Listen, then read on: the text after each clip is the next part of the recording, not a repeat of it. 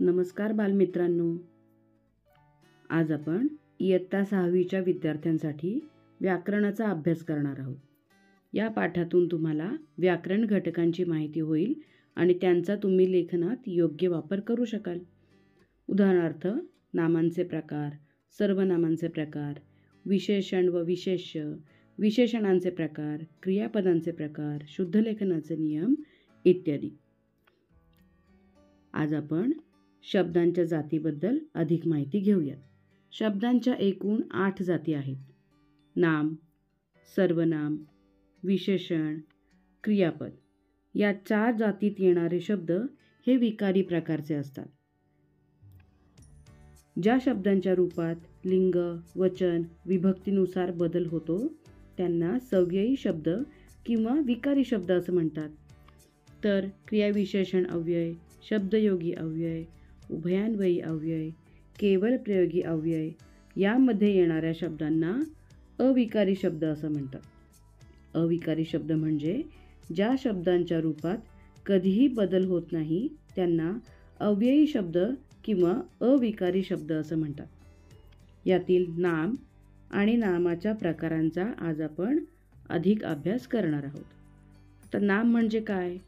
तर व्यक्तीच्या, वस्तूच्या किंवा पदार्थाच्या ठेवलेल्या नावाला नाम असे म्हणतात. नामाचे 3 प्रकार आहेत. सामान्य नाम, विशेष नाम आणि भाववाचक नाम. चला तर सर्वप्रथम आपण सामान्य नाम म्हणजे काय ते पाहू. सामान्य नाम ज्या शब्दांवरून ठराविक वस्तू किंवा व्यक्तीचा बोध होत नाही तर त्या प्रकारातील किंवा जातीतील सर्व वस्तूंचा, व्यक्तींचा बोध होतो. त्यांच्यात समान गुणधर्म, सारखेपणा आढळतो. त्या नामांना सामान्य नाम असं म्हणतात. सामान्य नामाची काही उदाहरणे पाहू म्हणजे आणखी लक्षात येईल. मुलगी, पर्वत, झाड, नाटक, मुलगा, नदी, गाव ही सर्व सामान्य नामाची उदाहरणे आहेत. कारण या शब्दांवरून आपल्याला गटाचा बोध होत आहे. दुसरा जो प्रकार आहे तो आहे विशेष नाम. ठराविक वस्तूंना किंवा व्यक्तींना दिलेल्या नावांना विशेष नाम असं म्हणतात. विशेष नामातून विशिष्ट वस्तू किंवा व्यक्तींचाच आपल्याला बोध होतो.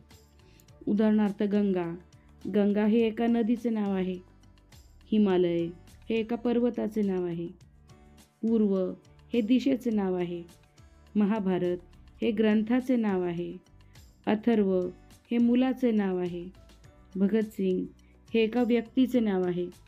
आलं का लक्षात? तिसरा जो प्रकार आहे तो आहे भाववाचक नाम. ज्या नामांवरून आपल्याला व्यक्ती, वस्तू, पदार्थ यांच्यातील भाव, गुणधर्म व स्वभाव वैशिष्ट्ये यांचा बोध होतो त्या नामांना भाववाचक नामे म्हणतात. या शब्दातील भाव आपल्याला समजून घ्यावा लागतो. तो दृश्य स्वरूपाचा नसतो म्हणजे तो आपल्याला दिसत नाही. आता आपण भाववाचक नामाची काही उदाहरणे घेऊ आणि समजून घेऊ. धूर्तपणा. कोल्ह्याने धूर्तपणाने आपली सुटका करून घेतली. म्हणजे येथे धूर्तपणा हे कोल्ह्याचे स्वभाव वैशिष्ट्य आहे. त्यामुळे ते आहे भाववाचक नाम. धूर्त हे विशेषण तर धूर्तपणा हे भाववाचक नाम. शौर्य. सैनिक शौर्याने लढले.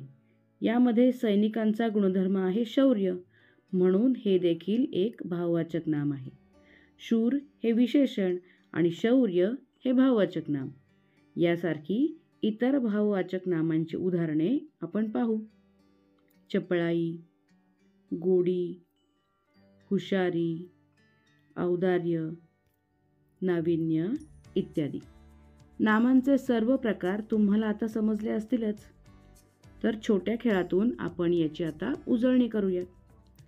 इथे 3 फुले आहेत आणि त्यांच्या पाकळ्याही आहेत. कोणत्या फुलाची कोणती पाकळी आहे ते आता तुम्हाला ओळखायचं आहे. पहिले फूल आहे सामान्य नामाचे, दुसरे फूल आहे विशेष नामाचे आणि तिसरे आहे ते भाववाचक नामाचे. चला तर हा खेळ खेळूया.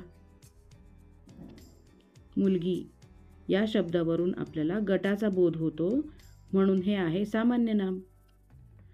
पर्वत या शब्दावरूनही आपल्याला गटाचा बोध होतो, त्यामुळे हे देखील आहे सामान्य नाम.